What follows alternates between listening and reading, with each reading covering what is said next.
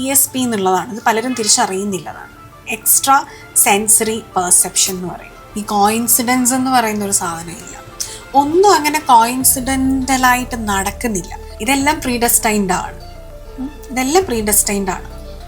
അപ്പോൾ നമ്മൾക്ക് ഈ ഒരു വ്യക്തിയെ കാണാനുണ്ട് ആക്ച്വലി. അതുകൊണ്ട് നമ്മുടെ സോൾ ആ സമയമായപ്പോഴത്തേനും ഈ ഫ്രണ്ടിനെ കുറിച്ച് ഓർത്തു. ടാരോ റീഡിംഗ് പോലെയുള്ള മെത്തേഡ്സ് യൂസ് ചെയ്ത് നമുക്ക് ഈ OCD ADHD പോലത്തെ പ്രശ്നങ്ങൾ കണ്ടുപിടിക്കാൻ സാധിക്കും. പക്ഷെ നീചത്തിലാകുന്ന ബുധനുള്ള ആൾ എന്ത് ചെയ്യുന്ന ഒരു ഉരുട്ടായിരിക്കും, കുറച്ച് വക്ര ബുദ്ധി, ക്രൂക്കഡ്നെസ്. ശില്പം, ഈ OCD ADHD ഇന്നത്തെ കാലഘട്ടത്തിൽ ഒരുപാട് പേർക്കുള്ള പ്രശ്നങ്ങളാണ്. ഈ OCD ADHD തുടങ്ങിയ അസുഖങ്ങൾ ഡിറ്റർമൈൻ ചെയ്യാൻ അല്ലെങ്കിൽ കണ്ടുപിടിക്കാൻ കുറച്ചധികം സമയം എടുക്കും. ആൾക്കാരത് തിരിച്ചറിയുമ്പോഴേക്കൊക്കെ ഒരുപാട് കാലം കഴിഞ്ഞിരിക്കും.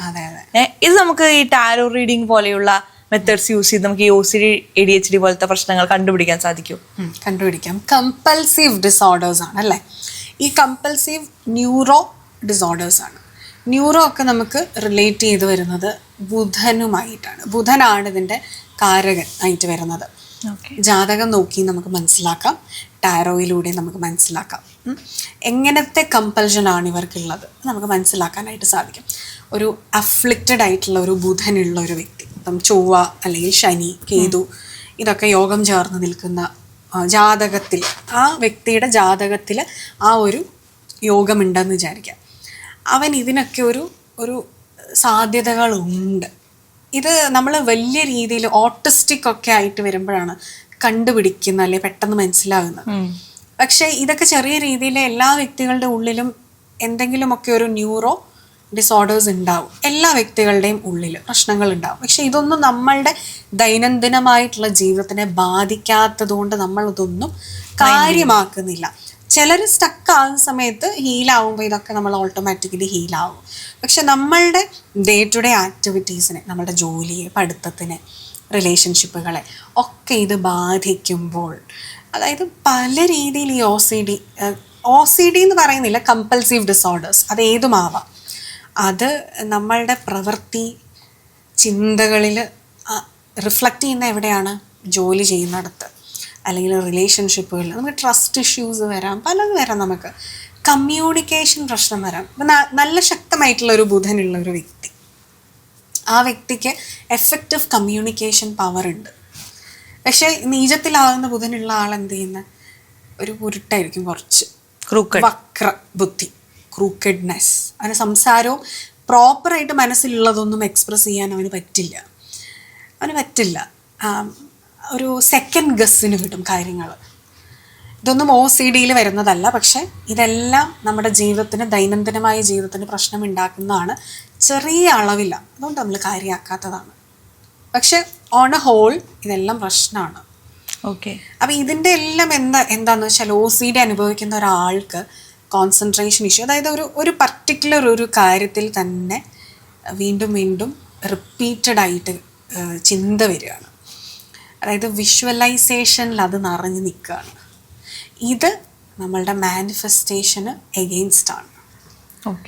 മാനിഫെസ്റ്റേഷൻ എന്ന് പറയുമ്പോൾ നമ്മൾ ആഗ്രഹിക്കുന്ന കാര്യങ്ങൾ എന്താണോ അതിലേക്ക് എനർജറ്റിക്കലി നമ്മൾ ആദ്യം കണക്റ്റഡ് ആവണം, പിന്നീടാണ് റിയാലിറ്റിയിൽ കണക്റ്റഡ് ആവുക. പക്ഷേ ഈ OCD ഉള്ളവർ അത് ഓരോ രീതിയിലുണ്ടാവും. OCD എന്ന് പറയുമ്പോൾ ചിലർക്ക് മൾട്ടി ടാസ്കിങ് ചെയ്യാൻ പ്രശ്നമായിരിക്കും, പല രീതിയിൽ. OCD എന്ന് മാത്രം ഞാൻ പറയുന്നില്ല. പക്ഷെ ഇങ്ങനെ വീക്കായിട്ടുള്ള ഒരു ലോജിക്കൽ പ്രോസസ്സിങ് ഉള്ളവർക്ക്, ഒരു വീക്ക് ബുധനുള്ളത്, മെർക്കുറി ഉള്ളവർക്ക് വിഷ്വലൈസേഷൻ കപ്പാസിറ്റി കുറവാണ്, ഇമാജിനേഷൻ പവർ കുറവാണ്. അതിനെ നമ്മൾ കൂട്ടിയെടുത്തോണ്ടിരിക്കണം.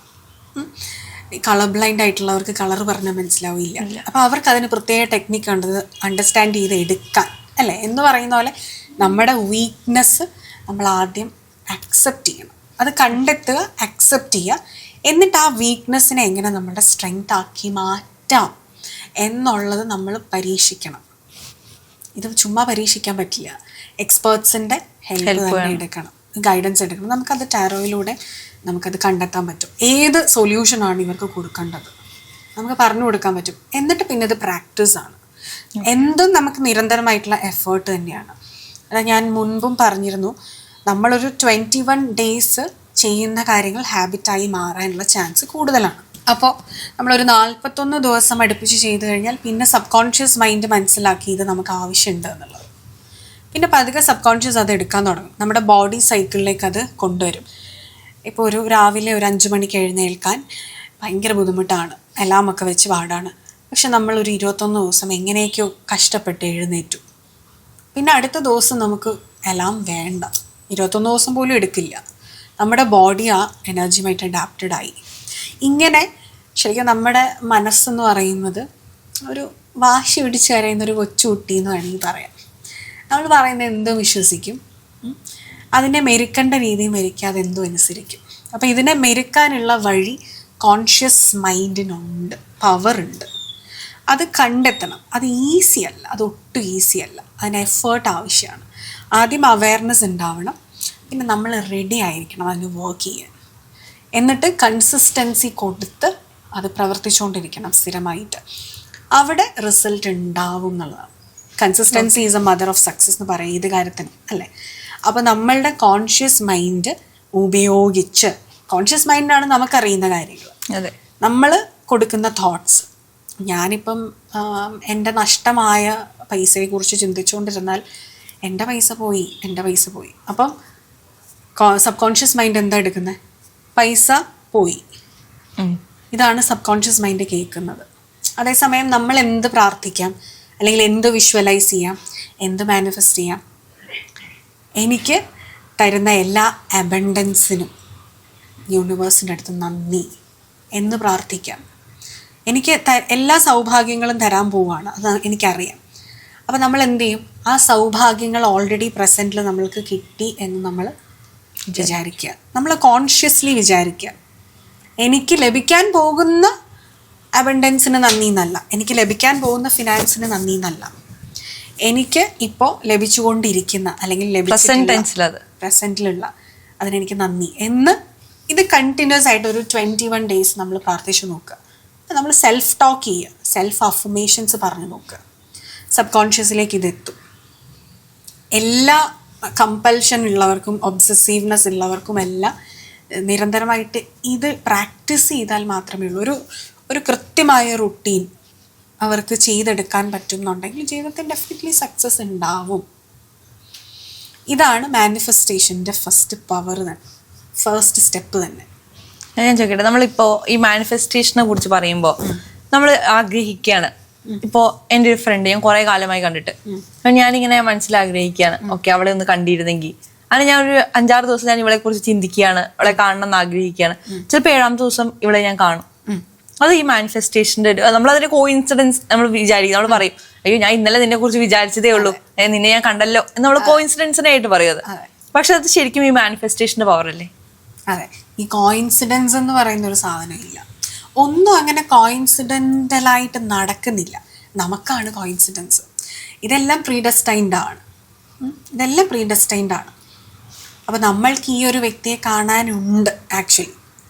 അതുകൊണ്ട് നമ്മുടെ സോൾ ആ സമയമായപ്പോഴത്തേനും ഈ ഫ്രണ്ടിനെ കുറിച്ച് ഓർത്തു നമ്മൾ നിരന്തരമായിട്ട് ഓർത്തു. അപ്പോൾ അവിടെ എന്ത് സംഭവിച്ചു? ടെലിപ്പതിക്കലി ഫ്രണ്ടിൻ്റെ സോൾ ഇത് കണക്ട് ചെയ്തു, മനസ്സിലാക്കി, തിരിച്ചറിഞ്ഞു. അവിടെ യൂണിവേഴ്സായിട്ട് അപ്പോൾ എന്ത് ചെയ്തു തന്നു?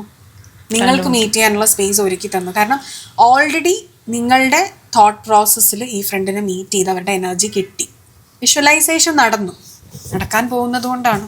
ഇതിന് ഏറെക്കുറെ നമ്മൾ ഈ കോയിൻസിഡൻസ് ആയിട്ട് വരുന്നു എന്ന് പറയുന്നതിനും നല്ലത് ESP എന്നുള്ളതാണ്. ഇത് പലരും തിരിച്ചറിയുന്നില്ലതാണ്. എക്സ്ട്രാ സെൻസറി പെർസെപ്ഷൻ എന്ന് പറയും. നടക്കാൻ പോകുന്ന കാര്യങ്ങളാണ് നമുക്ക് മനസ്സിൽ ആഗ്രഹങ്ങളായിട്ട് തോന്നുന്നത്. ഡെഫിനറ്റ്ലി ഇപ്പം ശില്പയ്ക്ക് ഒരു ഫ്രണ്ടിനെ മീറ്റ് ചെയ്യണം എന്നുള്ളത് നടക്കാനുണ്ട്. അവിടെ ശില്പ അപ്പോൾ ഈ ഫ്രണ്ടിനെ കുറിച്ച് തന്നെ വിചാരിക്കുകയാണ്. ഇത് ESP ആണ്, നടക്കാൻ പോകുന്ന കാര്യങ്ങൾ, അതായത് ഒരു പ്രവചനമാണ്. പക്ഷെ ശില്പ അത് മനസ്സിലാക്കുന്ന കോയിൻസിഡൻസ് ആയിട്ടാണ്.